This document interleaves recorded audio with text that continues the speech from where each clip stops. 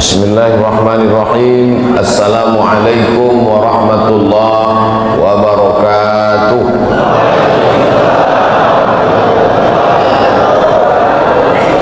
Alhamdulillah, wassalatu wassalamu ala rasulillah Sayyidina wa maulana Muhammad ibni Abdillah wa ala alihi wa sahbihi wa man tabi'ahu wa mawala.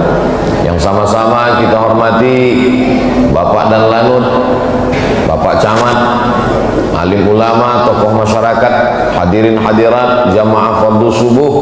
Semua yang hadir subuh ini mendapatkan pahala seperti sholat sepanjang malam. Yang ngomong bukan Abdul Somad. Hadis Nabi Muhammad SAW, man shalla subha fi jama'atin, siapa yang sholat subuh berjamaah, faka'annama shallal laila kullah, dapat pahala seperti sholat sepanjang malam. Jadi kalau mau dapat pahala seperti sholat sepanjang malam, tahajudnya Nabi Muhammad SAW, istiqomah sholat subuh berjamaah. Mudah-mudahan kita sampai anak cucu kita sampai hari kiamat istiqomah sholat subuh berjamaah. Orang yang paling banyak dapat berkah hari ini di Makassar, di Maros, di Sulawesi Selatan, di Indonesia, di dunia ini, yang paling banyak dapat berkah adalah orang yang sholat subuh berjamaah. Sesuai dengan hadis Nabi SAW, Allahumma barik li ummati fi bukuriha, berikan berkah pada umatku pada orang yang paling awal bangun subuhnya.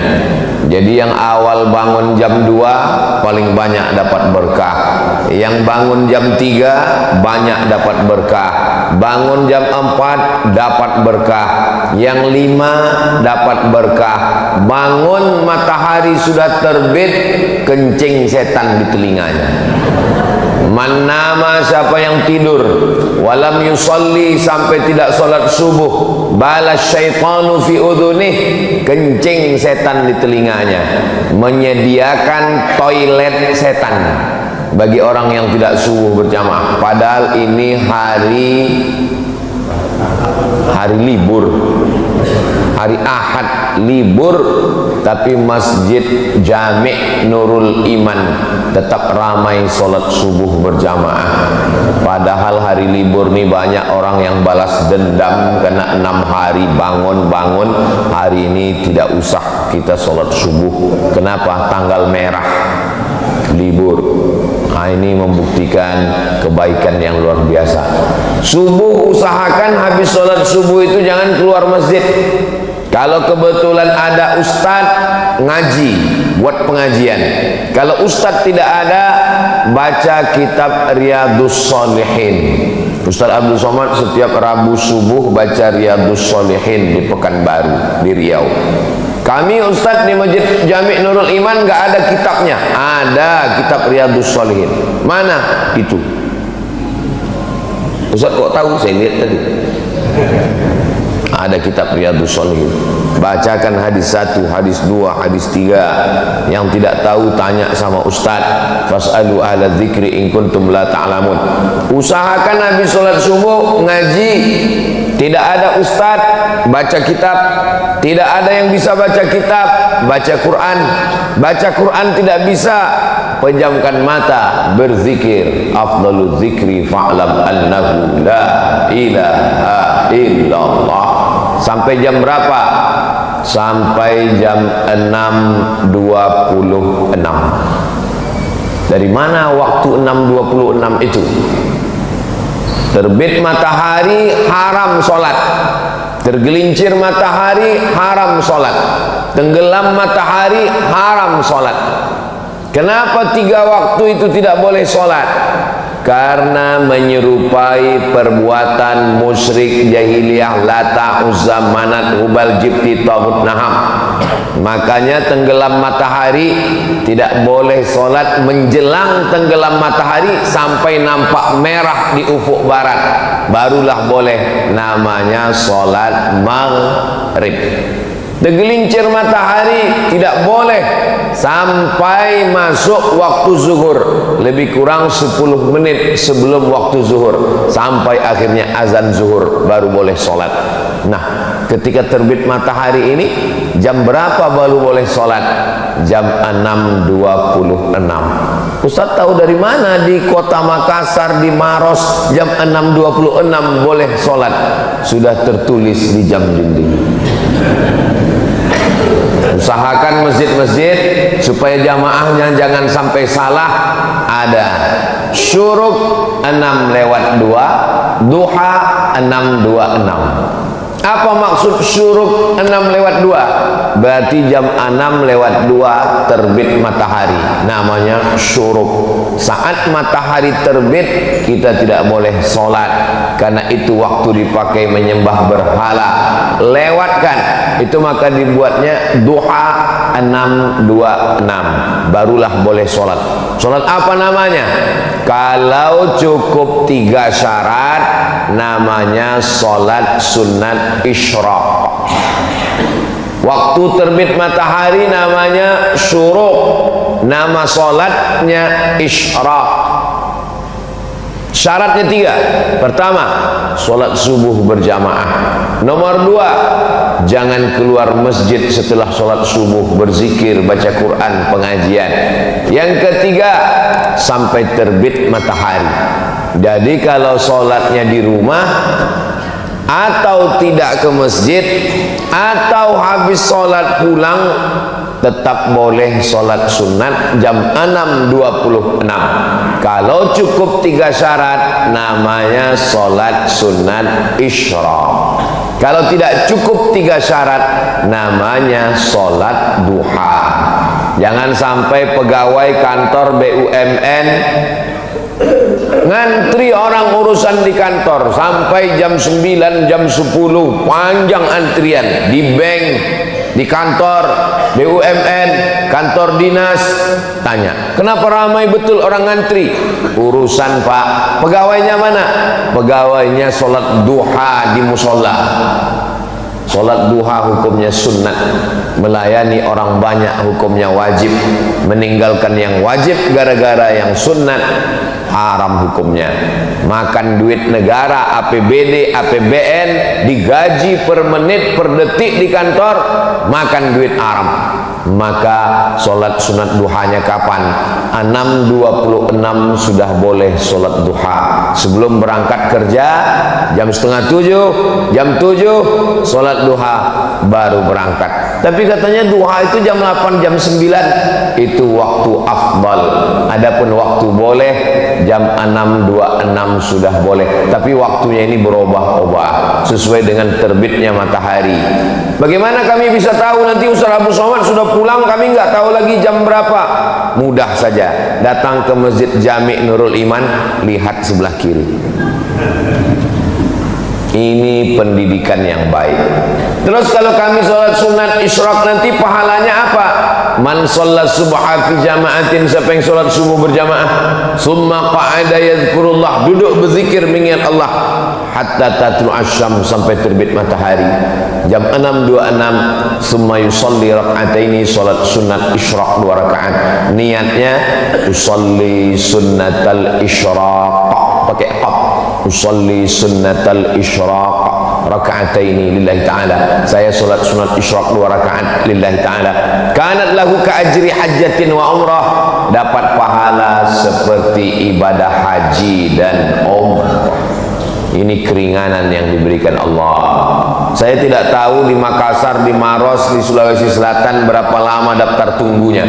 Tapi kalau di Pekanbaru Riau, store 2024, berangkat 2050. Bagi saya yang sekarang umur 25 tahun ini, berarti umur 50 nanti baru berangkat. Bayangkan itu. Jangan kecewa, jangan bersedih, jangan berkecil hati. Kenapa? Sholat subuh berjamaah, duduk berzikir dengan Allah, sampai terbit matahari, 626 untuk waktu Masjid Jami' Nurul Iman Sulawesi Selatan, maka solat sunat 2 rakaat dapat pahala seperti haji dan umrah. Mudah-mudahan kita istiqomah insyaallah. Nah, jadi Allah itu maha pemurah.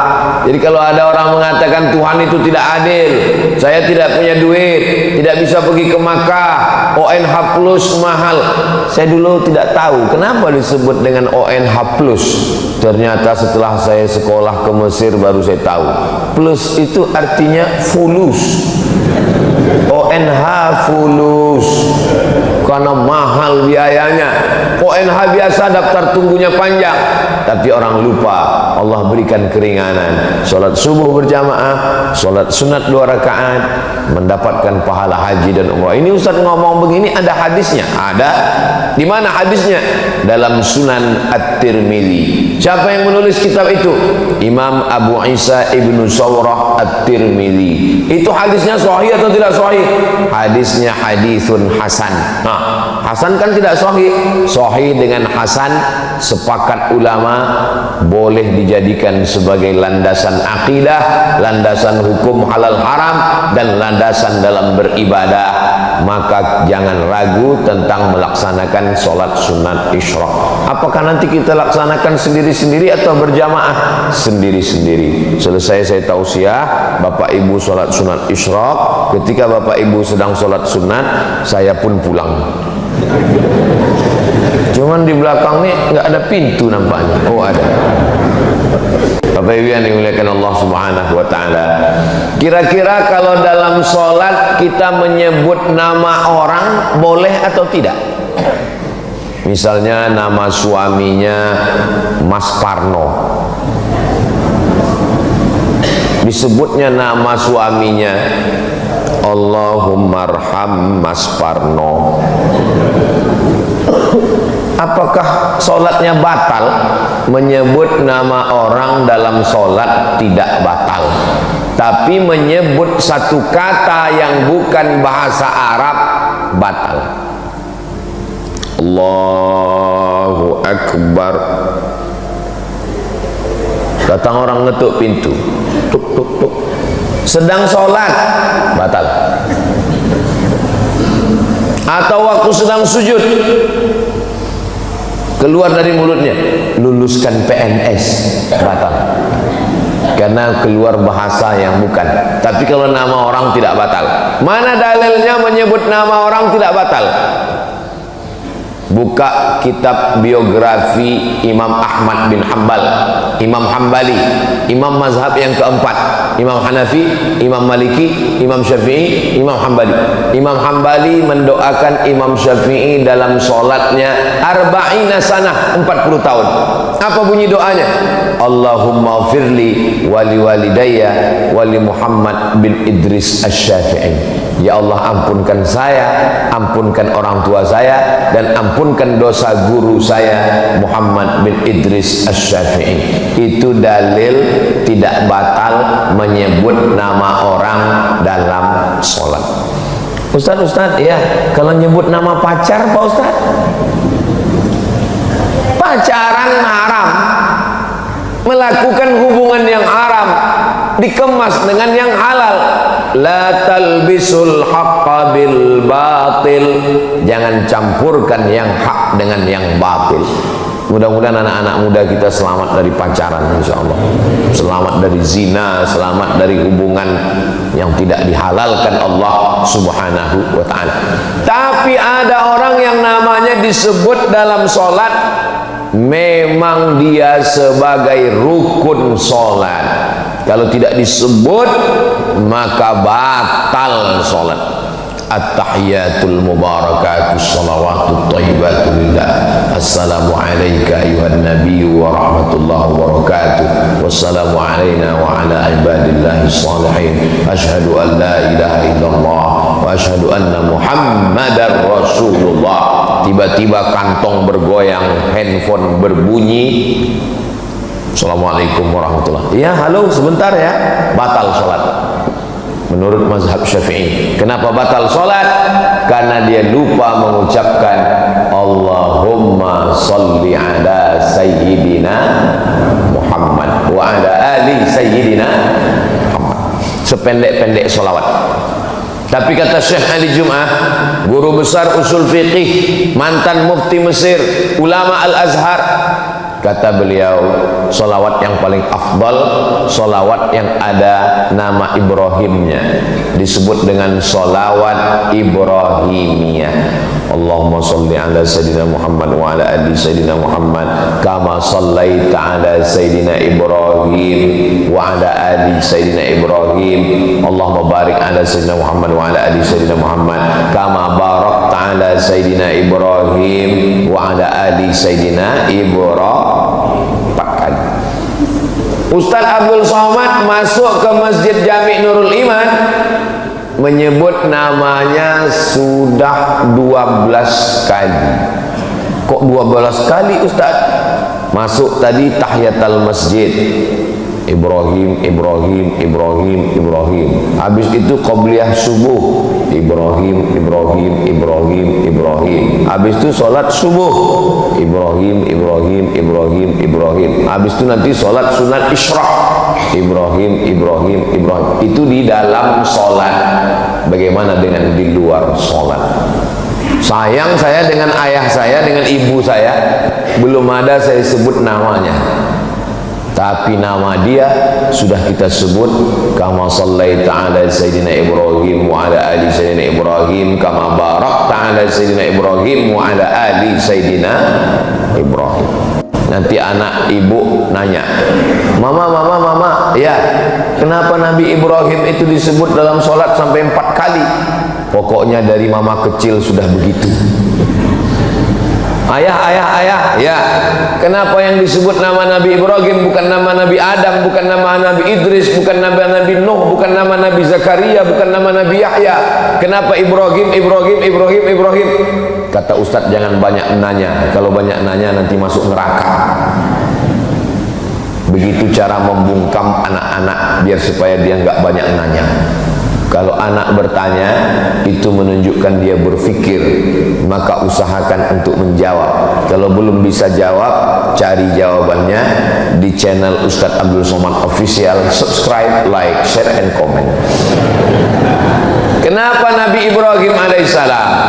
Karena semua agama samawi ketemu pada titik Ibrahim alaihissalam. Samawi diambil dari kata sama. Sama artinya langit. Agama yang diturunkan dari langit, yang dibawa oleh Nabi, disebut dengan samawi. Nabi Ibrahim punya anak namanya Ishak. Ishak punya anak namanya Yakub. Yakub punya anak namanya Yusuf. Yusuf punya saudara namanya Imran. Imran punya anak cucu keturunan namanya Musa. Agama yang dibawa oleh Nabi Musa adalah agama Islam, tapi dirubah oleh orang Yahudi. Mereka sebut nama agama sekaligus suku mereka dengan suku Yahudi. Enggak Pak Ustadz, itu sekarang negaranya bukan Yahudi, namanya Israel. Apa beda Yahudi sama Israel? Nabi Ibrahim punya anak namanya Ishak. Ishak punya anak namanya Yakub. Yakub namanya 2, satu Yakub, satu lagi Israel. Maka anak cucu keturunan Yakub disebut dengan Bani Israel. Isra artinya hamba, El artinya Tuhan. Israel hamba Tuhan. Asli nama itu bagus, cuman anak cucunya tidak bagus. Israel hamba Tuhan. Bahasa Arabnya Abdul Somad. Abdul itu hamba, Somad itu Tuhan. Jadi nama saya ini kalau Israel. Tapi jangan nanti gara-gara ini ada yang hamil, mohon maaf, punya anak, Pak Ustadz, siapa kasih nama anak saya? Israel. Nanti dia diserang Palestina. Maka disebut dengan Bani Israel. Kalau Yahudi Nabi Ibrahim punya anak namanya Ishak, Ishak punya anak namanya Yakub, Yakub punya anak namanya Yusuf, Yusuf punya saudara seibu sebapak namanya Yahuza.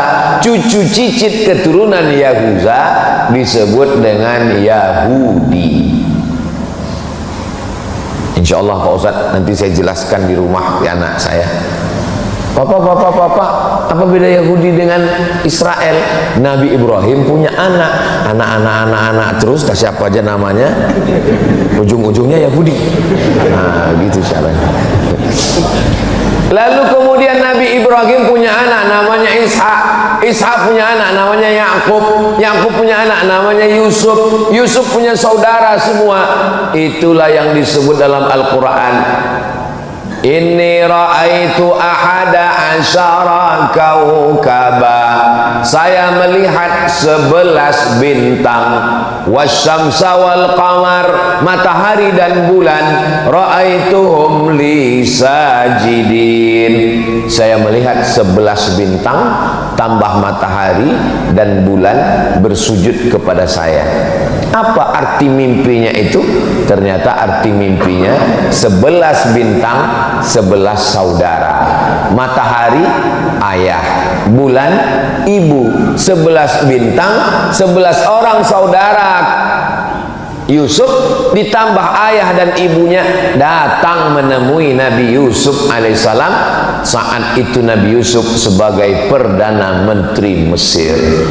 Maka mimpi ini luar biasa, ada takwilnya. Ustadz, saya selalu mimpi Pak Ustadz. Mimpi apa? Mimpi menang judi online. Pasti sebelum tidur main slot. Mudah-mudahan kita selamat dari judi. Sekarang main judi luar biasa. Dari mana modalnya main judi online? Ada pinjaman online, pinjol. Mudah-mudahan anak-anak kita, berapa banyak ibu-ibu, bapak-bapak tiap bulan dapat tagihan-tagihan, ternyata bapaknya tidak main judi, ibunya tidak, tapi anaknya main handphone, padahal sudah dikunci pakai cap jempol. Rupanya bapaknya tertidur, dipakai jempolnya. Hati-hati Pak, kalau bisa ibu bapak tidur pakai sarung tangan. Saudara yang dimuliakan Allah Subhanahu wa taala. Nah, keturunan dari saudara Nabi Yusuf tadi melahirkan dari Yahuza cucu cicit keturunan namanya Imran. Imran punya istri namanya Hannah. Imran laki-laki punya istri namanya Hannah. Menikah Imran dengan Hannah, lahir anak perempuan namanya Maryam. Maryam punya anak laki-laki namanya Isa. Jadi Isa dengan Musa ketemu pada titik Ibrahim alaihissalam. Lalu Nabi Muhammad SAW dari jalur mana? Nabi Muhammad juga keturunan Nabi Ibrahim, tapi bukan dari jalur Ishak, tapi Nabi Muhammad dari jalur Ismail.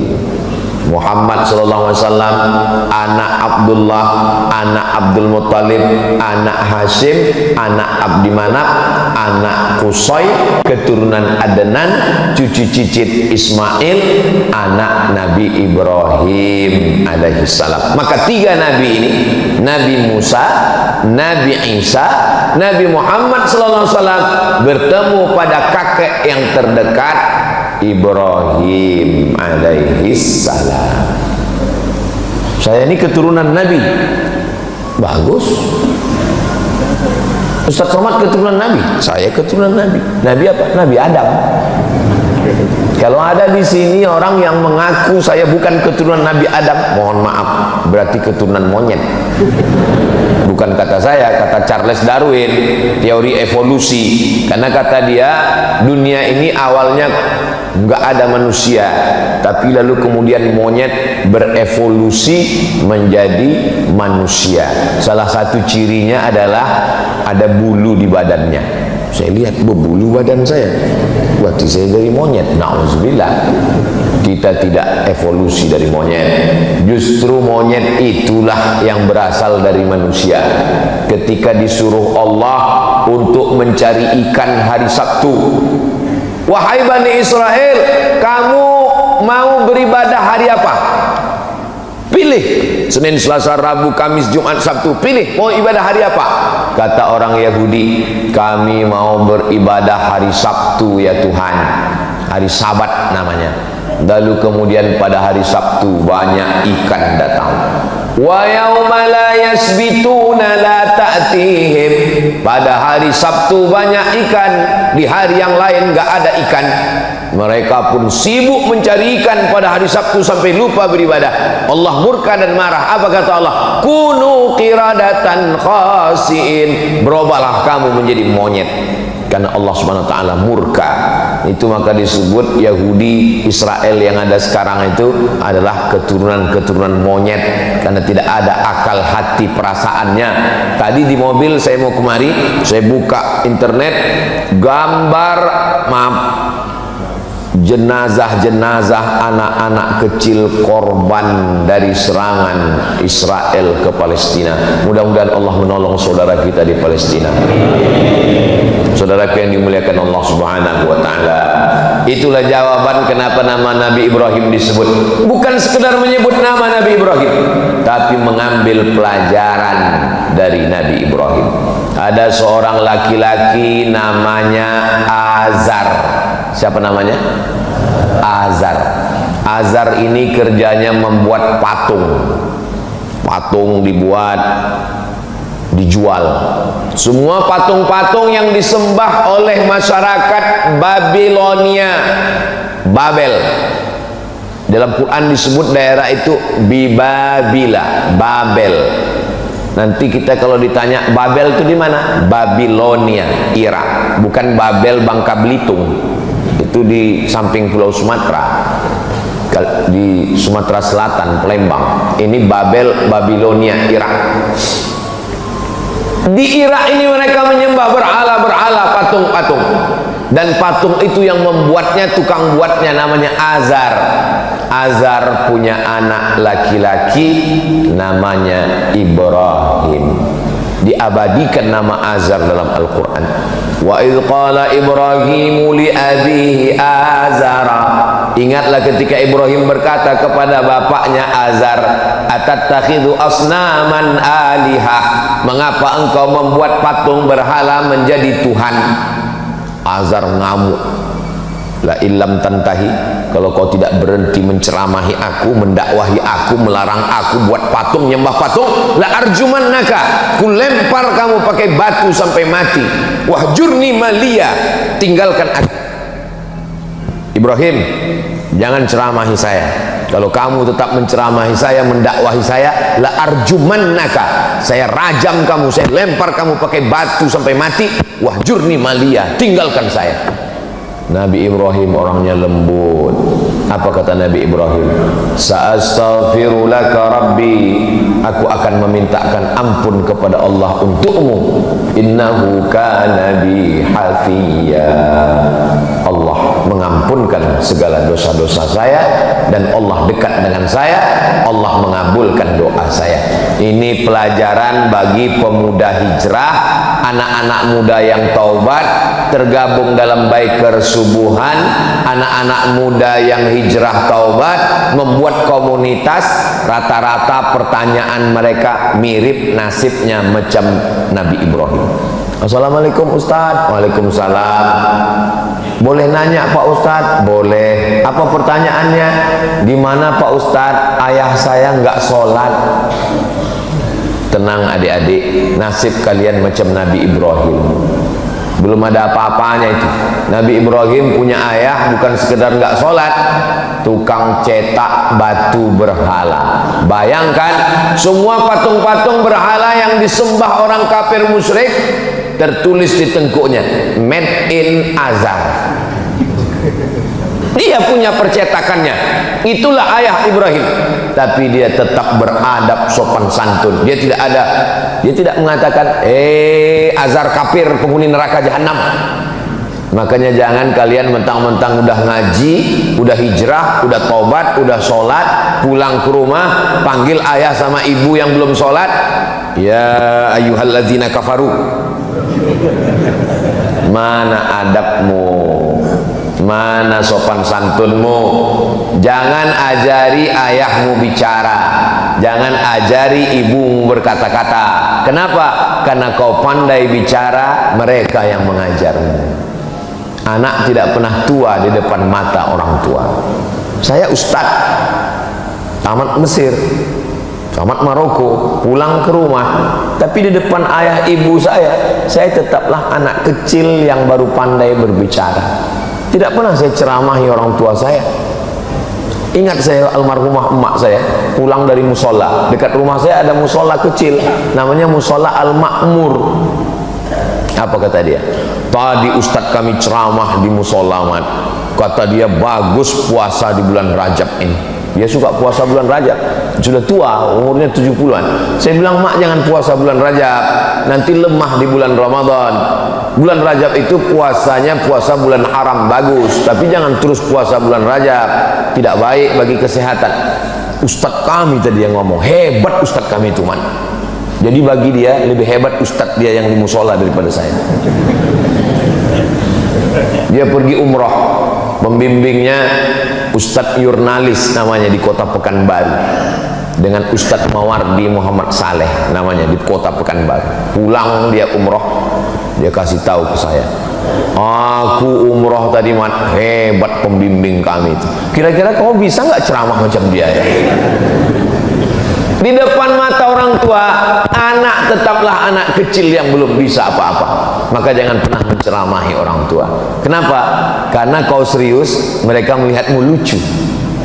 Lucu kau ya, anak kecil udah pandai ceramah gitu ya.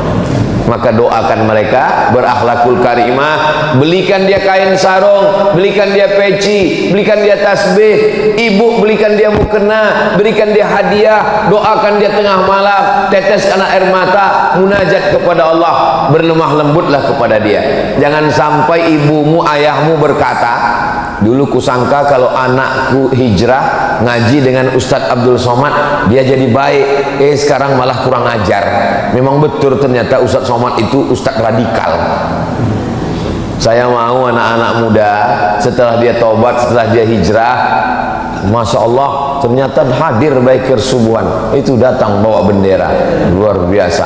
Ini ibu-ibu yang mau cari calon menantu Baiker Subuhan. Baiker Subuhan ini hebat, Bu. Subuh ke masjid, subuh aja, yang lain enggak. Maksudnya sholat yang paling berat kan sholat subuh, ngelawan kantuk, ngelawan tidur, malam libur, nongkrong anak-anak sampai payah bangun. Mereka subuh aja datang ke masjid, apalagi zuhur, asar, maghrib, isya.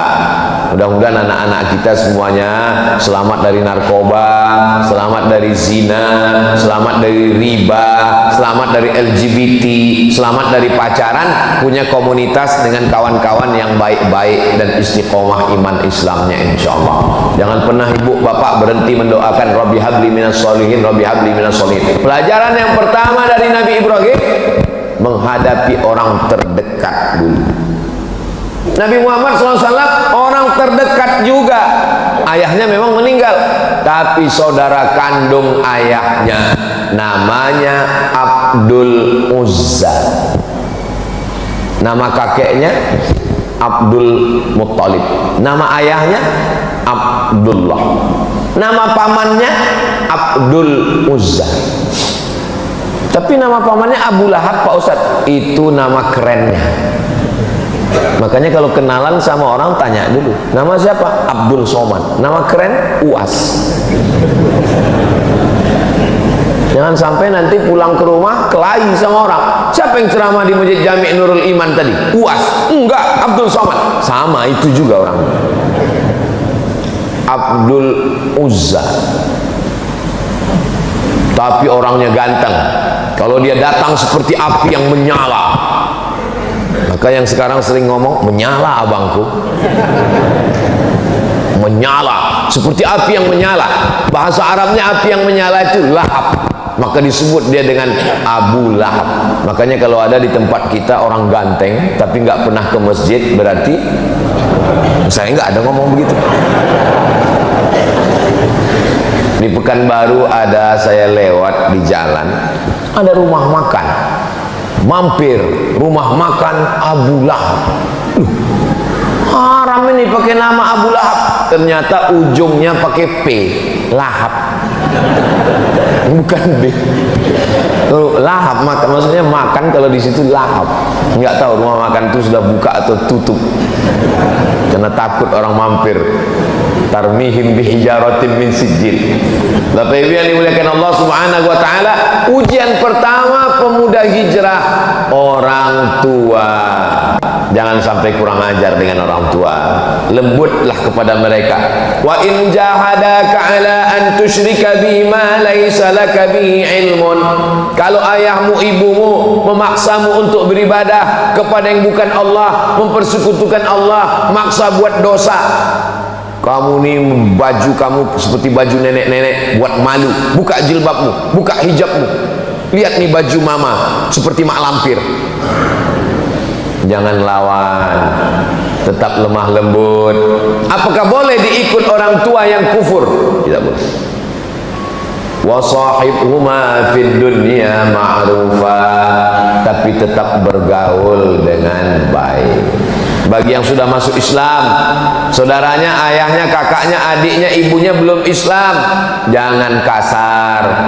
Ini mau dekat hari raya kurban, sapi kita sudah ada 9. Ustaz kok tahu? Itu sudah penuh 8 sapi, 10 sapi sudah, masih ada 20, masih ada 12 sapi lagi. Masya Allah, tabarakallah. Mudah-mudahan sebelum sampai tanggal 10 Zulhijjah itu daftar sudah penuh semua, insya Allah. Amin. Waktu rapat antara panitia kurban, alhamdulillah Bapak Ibu, masjid kita tahun ini ada kurban sapi dan ada kambing. Siapa yang kambing? Saya kambing, saya kambing. Semua ngaku sapi dan kambing, berkurban sapi dan kambing. Fasalli, salatlah li rabbika, kepada Allah, wanhar, dan berkurban. Ujian yang pertama, korban perasaan menghadapi ayah bernama Azar. Selesai. Kenapa ujian saya berat Pak Ustaz? Ada orang yang dilahirkan dari keluarga santri, ayahnya kiai, ayahnya Andre Guruta, ibunya perempuan yang solihah. Sedangkan Nabi Ibrahim saja diuji, apalagi kita. Kalau ada orang tuamu tidak baik, berarti ujianmu seperti ujian Nabi Ibrahim. Berarti menurut Allah engkau mampu menghadapinya, karena Allah tidak memberikan ujian lebih daripada kemampuanmu. La yukallifullahu nafsan illa wus'aha. Maka ridho dengan takdir yang diberikan Allah. Selesai ujian pertama, masuk ujian yang kedua. Nabi Ibrahim alaihissalam berhadapan dengan orang yang menyembah bulan, matahari. Masih ada orang sekarang menyembah bulan. Masih ada orang sekarang yang menyembah bulan. Buktinya, siapa yang lahir bulan Mei, jangan usaha di laut, cocoknya di darat. Ini termasuk menyembah bulan. Laki-laki dengan perempuan hampir nikah gara-gara percaya sama penyembah bulan, nggak jadi nikah. Kamu nikahnya bulan apa? Saya bulan Anu. Oh, ini bintangnya Pisces, ikan. Kamu lahir bulan apa? Saya bulan April. April Taurus, kambing. Kambing nggak cocok dengan ikan. Nanti masuk angin gembung mati. Batal nikah hanya gara-gara percaya pada penyembah bulan dan bintang. Namanya astrologi. Tapi katanya bagus belajar tentang matahari. Yang bagus itu astronomi, ilmu falak. Sedangkan yang sesat itu astrologi, percaya kepada perbintangan. Dulu orang kalau baca majalah, ramalan bulan depan. Alhamdulillah, kita tidak percaya sama ramalan. Kita hanya percaya kepada Allah. Bismillah tawakkaltu 'ala Allah, la haula wala quwwata illa billah. Ternyata astrologi ini sudah ada sejak zaman Nabi Ibrahim alaihissalam. Nenek moyang kita menyebutnya dengan ilmu nujum. Nujum diambil dari kata najam. Allah bersumpah dalam Al-Quran, wan najmi idza hawa, demi najam. Najam artinya bintang, nujum bintang-bintang. Ilmu nujum, ilmu yang mengkaji tentang bintang-bintang, dikaitkan dengan nasib manusia. Ini hukumnya syirik, karena lebih percaya kepada bintang daripada kepada Allah, meniadakan kuasa Allah. Yang berkuasa adalah planet bintang-bintang. Dalam Islam diajarkan la ilaha illallah. Tidak ada itu kuasa bintang-bintang bisa mempengaruhi nasib manusia. Nabi Ibrahim berhadapan dengan orang astrologi, penyembah bintang-bintang. Ada dalam Al-Quran, ada dalam Al-Quran. Falamma ra'al qamara bazighan qala hadza rabbi. Ketika dia melihat bulan, dia katakan, oh bulan Tuhan. Falamma afala qala la uhibbul afilin. Ketika bulan hilang, berarti dia bukan Tuhan. Falamma ra'asy syamsa bazighatan qala hadza rabbi. Ketika muncul matahari, oh ini Tuhan. Hadza akbar, ini lebih besar daripada bulan. Falamma afalat, ketika dia hilang, berarti dia bukan Tuhan. Banyak orang mengartikan ayat ini mengatakan Nabi Ibrahim sedang mencari Tuhan. Lihatlah perjalanan Ibrahim mencari Tuhan. Dia lihat bintang, dia sangka Tuhan. Dia lihat matahari, dia sangka Tuhan. Nabi Ibrahim bukan filosof. Yang mencari Tuhan itu ahli filsafat. Aristoteles, Demokritos, Sokrates, Thales, itu yang mencari Tuhan. Sedangkan nabi-nabi tidak pernah mencari Tuhan. Nabi Ibrahim tidak pernah mencari Tuhan. Allah yang memperkenalkan diri kepada nabi-nabi. Ma'rifah namanya, perkenalan Allah kepada nabinya. Lalu apa maksud Nabi Ibrahim melihat matahari bulan? Dia mau mengajar para astrologi itu bahwa nasibmu bukan ditentukan oleh matahari, tidak ditentukan oleh bulan lahir, tapi ditentukan oleh Allah Subhanahu wa ta'ala. Kasihan sekali kalau ada orang tua masih percaya astrologi. Lahir anaknya, kata pakar astrologi, anak kamu beruntung karena lahirnya bulan penuh. Bulan sedang penuh 30, berarti anakmu ini rezekinya penuh. Lahir anak kedua pas bulan sabit, ini pembawa sial. Kan kasihan sekali. Akhirnya anak yang bulan penuh dikasih uang penuh, uang jajan penuh, sekolah penuh, akhirnya dipakai main judi. Anak yang bulan sabit dikasih uang sedikit, dia serius belajar. Setelah dewasa, apa yang terjadi? Kecemburuan sosial. Anak yang dikasih uang sedikit cerita cucu-cucu kelahi gara-gara orang tua tidak adil. Itu kakak saya disekolahkan sampai S1, S2, S3, S teler, S cendol, S doger, S bandung. Sementara adiknya tamat SMP karena dianggap sialan, gak perlu disekolahkan. I'dilu baina auladikum, bersikap adillah kamu di antara anak-anak kamu. Ittaqullah, wahai bapak dan ibu, takutlah kepada Allah, jangan curang, bersikap adillah kepada anak-anak, jangan percaya astrologi. Gak jadi nikah gara-gara ramalan perbintangan, tidak adil pada uang jajan anak gara-gara ramalan. Mau ikut TNI, Angkatan Darat, Angkatan Laut, Angkatan Udara, Polisi, BUMN, ASN, gak jadi gara-gara ramalan. Kamu lahirnya bulan apa? Saya lahirnya bulan April. Oh, April ini lambangnya kambing. Cita-cita mau jadi apa? Mau ikut Pak Dan Lanut, Angkatan Udara. Nggak bisa, karena kambing nggak bisa terbang. Yang cocok jadi Angkatan Udara ini hanya nggak tahu ya, nggak hafal semua bintang. Kamu lahirnya bulan apa? Saya lahirnya lambang ikan. Ini cocok Angkatan Laut. Apa ini? Ini khurafat, tahayul, bohong, mitos semuanya. Islam datang membersihkan pikiran kita dari itu semua. Kita hanya percaya kepada Allah Subhanahu wa ta'ala. La ilaha illallah. Kalau kita berusaha berhasil, bersyukur kepada Allah, alhamdulillah. Kalau kurang berhasil, berarti Allah ingin menjadikan kita orang yang sabar. Setelah kita berikhtiar, bismillahi tawakkaltu 'alallah, serahkan pada Allah, la haula wala quwata illa billah. Selesai menghadapi ujian yang kedua, masuk ujian yang ketiga. Ini sampai ujian yang keberapa nih Pak Ustadz? Pokoknya sampai jam 6.26.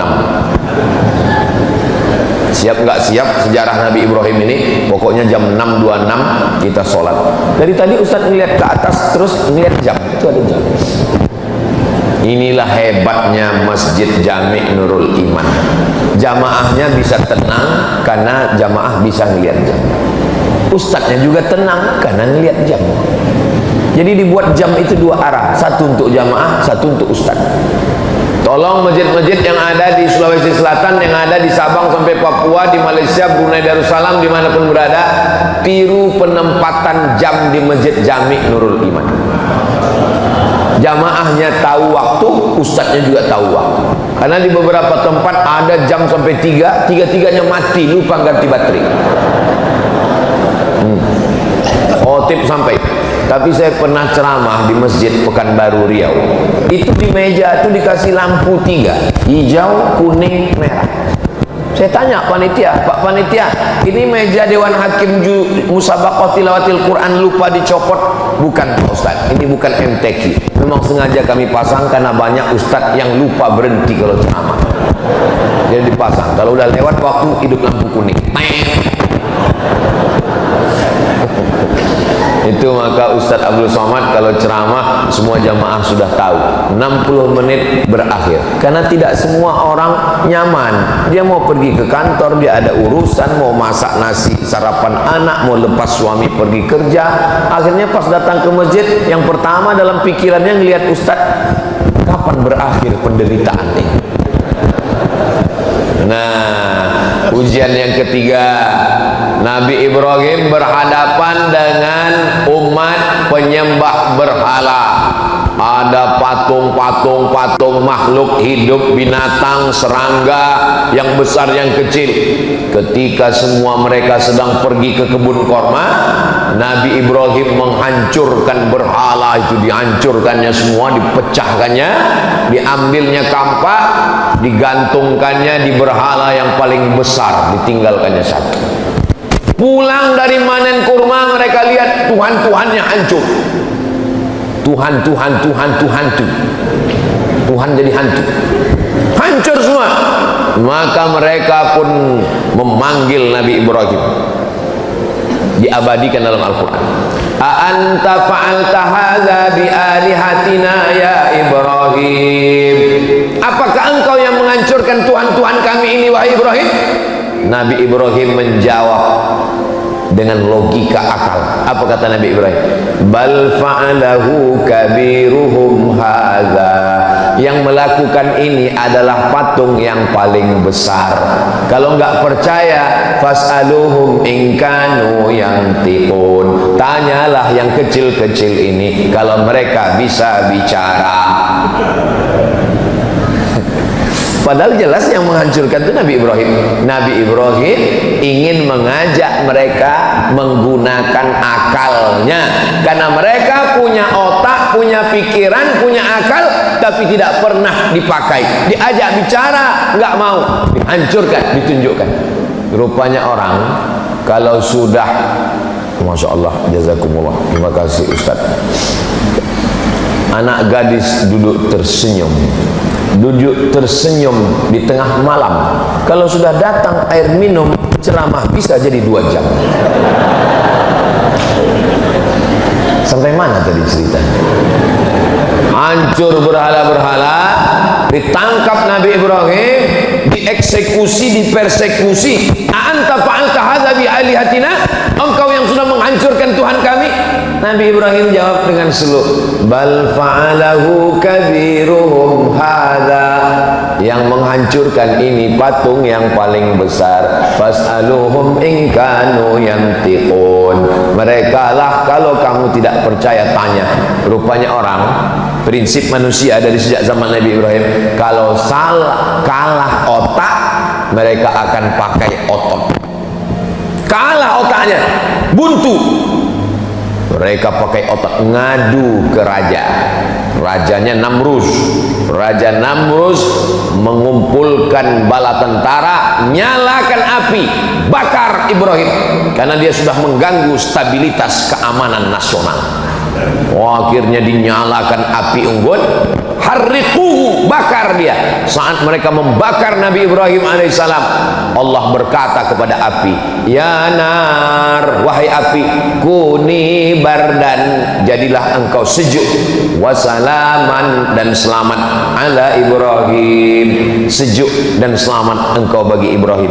Nabi Ibrahim keluar dari api unggun dalam keadaan sejuk, dingin, dan selamat. Inilah doa yang selalu dibaca jamaah ketika menunaikan haji ke Baitullah. Ustaz Somad, ya, ini kabarnya di Makkah sedang cuaca musim panas 40 derajat Celcius. Tolong ajarkan saya doa biar supaya dingin di sana Pak Ustaz. Ya narukuni bardan wa salaman ala Ibrahim, ya narukuni bardan wa salaman ala Ibrahim, ya narukuni bardan wa salaman. Pulang haji, gimana? Alhamdulillah Pak Ustaz, selama di Makkah dingin, selama di Madinah dingin. Nggak lama temannya yang satu kloter cerita, memang dingin Pak Ustaz, karena dia nggak pernah ke masjid. Jadi hotel terus. Jangan menghukumi orang pulang haji melihat bentuk fisik. Siapa yang pulang haji wajahnya gemuk dan putih, itulah hajinya mabrur. Kalau kurus dan hitam, itu hajinya mardut. Begitu pulang langsung pakai hukum fisik, nampak ada yang gemuk putih, ini mabrur, rupanya makan tidur di hotel. Ada yang naik bis dari Aziziyah mengejar kurus, kena panas. Ini sebenarnya mau membela diri saya yang kurus dan hitam. Saudara yang dimuliakan Allah Subhanahu wa ta'ala, Nabi Ibrahim berhadapan dengan orang tua, sudah. Berhadapan dengan penyembah bintang-bintang, sudah. Berhadapan dengan penyembah berhala, sudah. Berhadapan dengan penguasa yang zalim membakar dengan api, sudah. Sudahkah selesai ujian Nabi Ibrahim? Belum, karena kita masih jam 6:12. Ujian Nabi masih ada lagi. Kenapa Ustaz kaitkan ujian dengan waktu? Selama waktu masih ada, maka ujian tidak akan pernah berhenti. Siapa yang mau berhenti ujian, maka habiskanlah waktu. Maksudnya mati.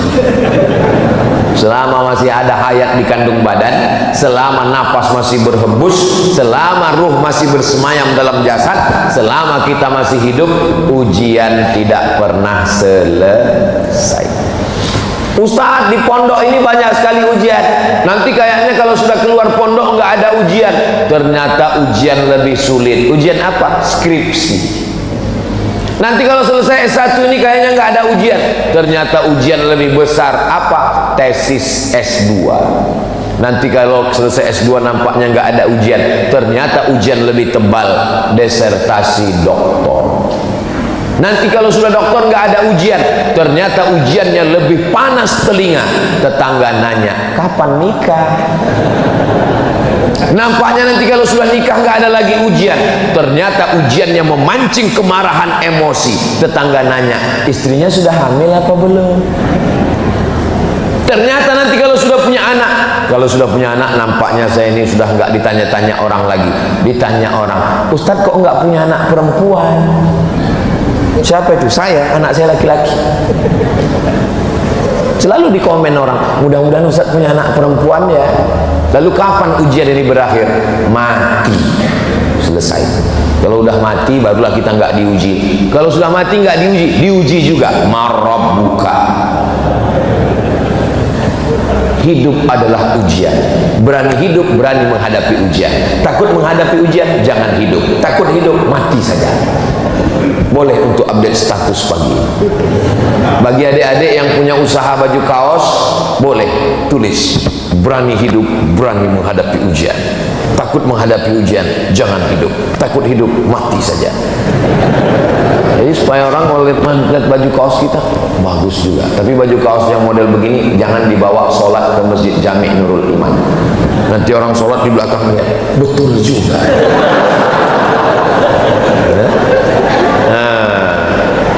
Nabi Ibrahim diuji lagi, selagi masih hidup diuji, menikah dengan perempuan namanya Sarah. Sarah tidak mengandung. Apa kata tetangga? Ajuzun aqim. Ajuz, perempuan tua. Aqim, mohon maaf, yang tidak punya anak, mandul, diejek. Akhirnya Nabi Musa, Nabi Ibrahim pindah ke Mesir. Dari Babilonia pindah ke Palestina. Di Palestina nikah dengan Sarah. Sarah tidak punya anak, pindah ke Mesir. Di Mesir ada seorang perempuan menjadi pembantu. Perempuan ini awalnya anak bangsawan, anak orang kaya, bangsawan. Bangsawan itu artinya bangsa yang hidup di awan, tinggi di atas. Terjadi peperangan, akhirnya anak perempuan bangsawan ini ditawan, dijadikan budak, dijual di pasar budak, dibeli oleh Sarah. Kata Sarah, kamu nikah dengan suami saya supaya suami saya punya anak. Itulah cerita asal muasal Sarah. Jadi bukan Nabi Ibrahim yang mencari-cari, WhatsApp, enggak. Sarah yang menyuruh Hajar menikah, melayani suaminya supaya lahir seorang anak. Rupanya doa Nabi Ibrahim dikabulkan Allah. Doanya diabadikan dalam Quran. Rabbi habli minas solihin, Rabbi habli minas solihin, Rabbi habli minas solihin. Lahirnya anak, seorang anak pada umur Nabi Ibrahim, dalam tafsir Ibnu Katsir 86 tahun. Bapak, ada di antara bapak yang umur 86 tahun? Kalau ada umur 86 tahun masih gendong anak, itulah Nabi Ibrahim alaihissalam. Saya sarankan ke adik-adik kalian kalau bisa cepat nikah, jangan lama-lama.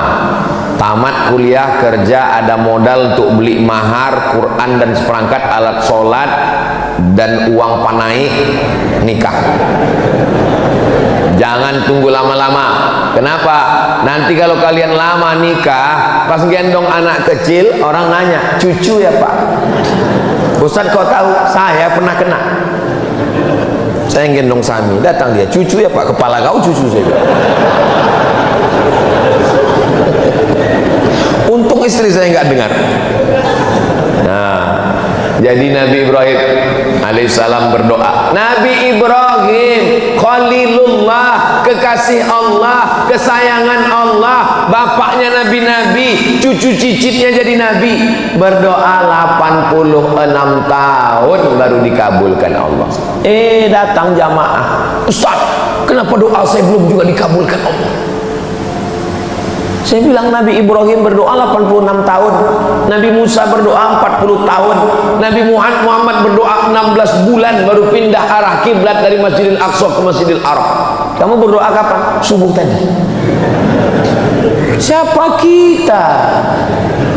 Ini banyak orang sekarang berdoa ini bukan meminta tapi memaksa. Kita berdoa ini minta. Kalau Allah kasih, alhamdulillah. Enggak dia kasih, kita minta terus. Ini banyak orang maksa, ya Allah tolong kabulkan, kalau enggak awas. Apa ini? Sama anak-anak muda ini kalau berdoa, ya Allah aku jatuh cinta kepadanya, jadikan dia jodohku. Kalau dia bukan jodohku, jadikan dia jodohku. Kalau dia sudah punya jodoh, matikan jodohnya. Apa ini? Bagaimana kita memaksa Allah Subhanahu wa ta'ala? Yang namanya berdoa itu meminta, memohon dengan suara yang lirih, mengangkat tangan, meneteskan air mata. Betapa sakitnya hati saya, Pak Ustaz. Saya yang ngantar dia ke kampus, yang menemani pendaftaran, tapi giliran wisuda yang lain. Kau mesti husnuzon, kau mesti kuat tegar. Allah ingin memberikan perempuan yang lebih cantik, yang lebih putih, yang lebih solihah. Mana dia Pak Ustaz? Ustaz pula dipaksa. Apa ini anak-anak muda ini? Makanya anak-anak biker subuhan tidak begitu. Kalau dia sedang galau, dia gas terus sampai ke pantai Losari. Saudara yang dimuliakan Allah Subhanahu wa taala, saya kaji ini subuh ini supaya kita sadar, semakin dekat dengan Allah semakin tinggi keimanan, ujian itu banyak. Betul Pak Ustaz. Dulu saya sebelum tobat, waktu masih mabuk, waktu masih sakau, hidup saya nyaman aja Pak Ustaz. Sekarang begitu hijrah, begitu bergabung dengan biker subuhan, pas ngaji pertama kali sholat Pak Ustaz hilang sendal, sholat yang kedua hilang helm. Allah mau menguji imanmu, membersihkan dosamu di masa lalu, mengangkat derajatmu. Ujian-ujian itu 3 kemungkinan. Yang pertama, menghapuskan dosa. Yang kedua, mengangkat derajat. Yang ketiga, Allah Ta'ala ingin membuat kita satu level tempat tertinggi, namanya ridha.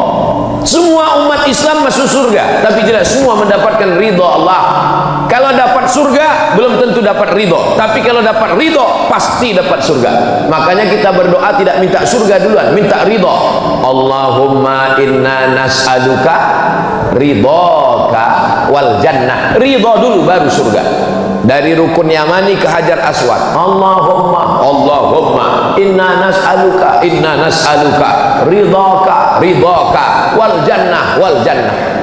Ketika saya minta, ya Allah berikanlah kami ridha, semua ibu-ibu bilang amin. Ada satu ibu-ibu diam aja, ditanya sama kawannya, kau kok nggak bilang amin? Aku sudah dapat ridha. Dari mana kau tahu dapat ridha? Suamiku namanya Mas Ridho. Nama adalah doa. Jadi kalau ibu kasih nama anak namanya Ridho, dia ingin supaya dia ridho menerima segala ketetapan Allah, segala yang baik yang buruk. Makanya rukun iman itu kan ada 6. Antu'mina bil qadari, beriman kepada takdir, khairihi wa syarrihi, yang baik dan yang buruk. Oh, jadi takdir itu ada 2 Pak Ustaz? Iya, takdir baik dan takdir buruk. Betul-betul sesuai dengan saya dan suami Pak Ustaz. Maksudnya Bu, saya bagi suami saya ini takdir baik dia Pak Ustaz, tapi dia bagi saya itu takdir buruk saya Pak Ustaz. Allah Subhanahu wa taala mempertemukan kalian di tempat yang baik, dalam majelis yang baik, dengan cara yang baik, supaya kita mendapatkan kebaikan-kebaikan. Nabi Ibrahim tidak pernah lepas daripada ujian. Sudah punya anak, apa kata Allah Subhanahu wa taala? Antarkan anakmu ke Baitullah, dari Masjidil Aqsa ke Masjidil Haram. Jaraknya 1500 km, naik unta menyeberang lautan gurun pasir.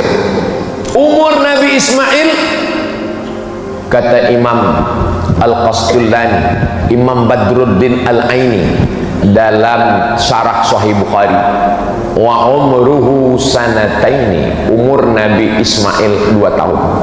Umur 2 tahun, umur lagi-lagi lucu-lucunya, lagi sayang-sayangnya, disuruh Allah pisahkan dia ke Baitullah.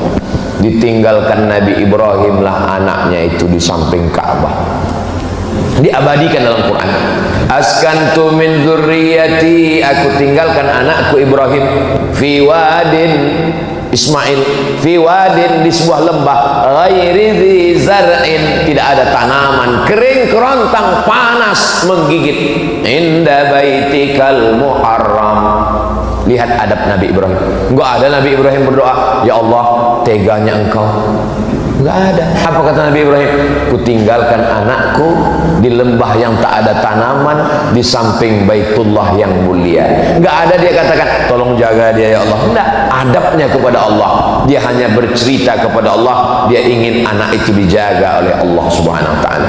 Setelah anak itu diletakkannya di samping Ka'bah, Nabi Ibrahim naik ke atas untanya mau pulang ke Palestina. Hajar memegang ujung jubah Nabi Ibrahim. Apa kata Hajar? Allahu amaraka bihadza, apakah Allah yang menyuruh engkau melakukan ini wahai Ibrahim? Kenapa Hajar bertanya itu? Hajar ingin meyakinkan, ini yang nyuruh ini Allah atau istri pertama? Apa kata Hajar? Allahu amaraka bihadza, apakah Allah yang menyuruh engkau melakukan ini wahai Ibrahim? Apa kata Nabi Ibrahim dengan satu kata? Naam. Iya. Hajar melepaskan ujung jubah Ibrahim. Apa kata Hajar? Idzan lan yudayyi'ana. Kalau Allah yang menyuruh, dia tidak akan menyia-nyiakan kami di sini. Yang meninggalkan kami engkau pencari rezeki, yang bersama kami di sini pemberi rezeki. Lalu apa yang kami ragukan? Hajar perempuan yang tegar, perempuan yang luar biasa. Hajar ketika ditinggalkan bukan nangis, Ibrahim. Perempuan yang tangguhlah yang melahirkan anak tangguh luar biasa bernama Ismail alaihissalam. Makanya di balik laki-laki yang hebat ada dua perempuan yang hebat. Jangan tunggu dulu, cepat aja. Maksudnya dua itu maksudnya ibu dan istri, itu maksudnya. Ini orang ini udah lain aja nih bu. Di balik Nabi Ismail yang hebat ada dua perempuan yang hebat, ibunya dan istrinya melahirkan orang-orang yang hebat. Nabi Ibrahim hebat, dua perempuan yang hebat, ibunya solihah, nama ibunya Umailah, dan istrinya perempuan yang baik-baik. Itu maka kita selalu menyebut keluarganya Ali Ibrahim wa ala Ali Ibrahim. Ali artinya keluarga, tidak hanya Ibrahim tapi juga keluarganya yang baik-baik. Selesaikah ujian Nabi Ibrahim? Belum selesai. Masih ada ujian menyembelih anak, masih ada ujian membangun Ka'bah, masih ada ujian memanggil jamaah haji. Tapi waktu kita sudah sampai 626. Jangan kemana-mana, kita lanjutkan setelah yang satu ini. Jamaah yang dimuliakan Allah Subhanahu Wa Taala, intinya selagi masih ada waktu, ujian tidak pernah akan datang berhenti. Kita siap menghadapi ujian hidup. Bapak Ibu siap menghadapi ujian hidup? Mau nggak siap dia datang juga. Memangnya kalau kita bilang saya nggak siap Pak Ustaz, memangnya datang malaikat membawa, ini ada ujian, kamu siap apa enggak? Kalau kamu siap saya kasih, kalau enggak saya kesana dulu ya. Nggak ada begitu, mau siap nggak siap tetap. Maka kuatkan diri dengan sholat. Allahu Akbar, serahkan kepada Allah. Inna sholati wa nusuki wa mahyaya wa mamati lillahi rabbil alamin. Sholat, zikir, baca Quran itu menguatkan pundak bahu kita untuk menghadapi ujian-ujian. Tapi saya tidak mengatakan saya yang ceramah, saya yang paling siap. Tidak. Doakan Bapak Ibu semua supaya Ustadz Abdul Somad punya hati yang kuat menerima ujian dari Allah Subhanahu. Kita ini kuat kalau saling mendoakan. Kita tidak pernah berpisah. Walaupun saya akan pulang besok pagi ke Sumatera, ke Riau, tapi kita tetap bersama dalam doa, saling mendoakan. Mudah-mudahan kita semuanya istiqomah, mati husnul khatimah. Anak-anak kita semuanya soleh dan solehah. Rezeki kita berkah sehingga kita bisa berhaji ke Baitullah. Ala hadhihi niyah al-Fatihah. A'udzu billahi minasy syaithanir rajim. Bismillahirrahmanirrahim. Alhamdulillahi rabbil alamin. Arrahmanir rahim. Maliki yaumiddin. Iyyaka na'budu wa iyyaka nasta'in. Ihdinas siratal mustaqim. Siratal ladzina an'amta 'alaihim ghairil maghdubi 'alaihim waladdallin. Amin. Allahumma salli ala sayyidina Muhammad wa ala ali sayyidina Muhammad kama sallaita ala sayyidina Ibrahim wa ala ali sayyidina Ibrahim. Allahumma barik ala sayyidina Muhammad wa ala ali sayyidina Muhammad kama barakta ala sayyidina Ibrahim wa ala ali sayyidina Ibrahim. Allahumma ja'alna sabirin sabura Ibrahim. Jadikan kami orang yang sabar seperti kesabaran Nabi Ibrahim menerima segala ujian-Mu ya Allah. Allahumma ja'alna minal aqwiya quwwata Ibrahim. Jadikan kami orang-orang yang kuat, yang tegar seperti kekuatan ujian menghadapi ujian hidup Nabi Ibrahim alaihissalam.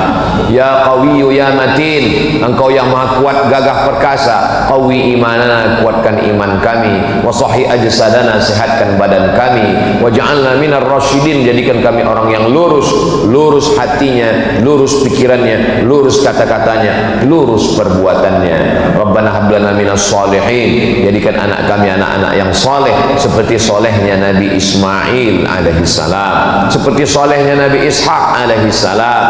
Allahumma ja'al zaujatina minas salihat, jadikanlah pasangan hidup kami istri-istri yang solihah, allati tu'inu imanana, yang menolong iman kami, seperti solihahnya Sarah, seperti solihahnya Hajar yang menolong iman Nabi Ibrahim alaihissalam. Rabbana ighfir lana dzunubana, ampunkan dosa kami, wali abaina, ayah kami, wali ummahatina, ibu kami, wali azwajina, pasangan hidup kami, wali dzurriyyatina, anak keturunan kami, wali man hadarana, semua jamaah yang hadir pada subuh yang penuh berkah ini ya Allah. Allahumma khtim lana bi husnil khatimah wa la takhtim alaina bi su'il khatimah. Rabbana atina fid dunya hasanah wa fil akhirati hasanah wa qina adzaban nar.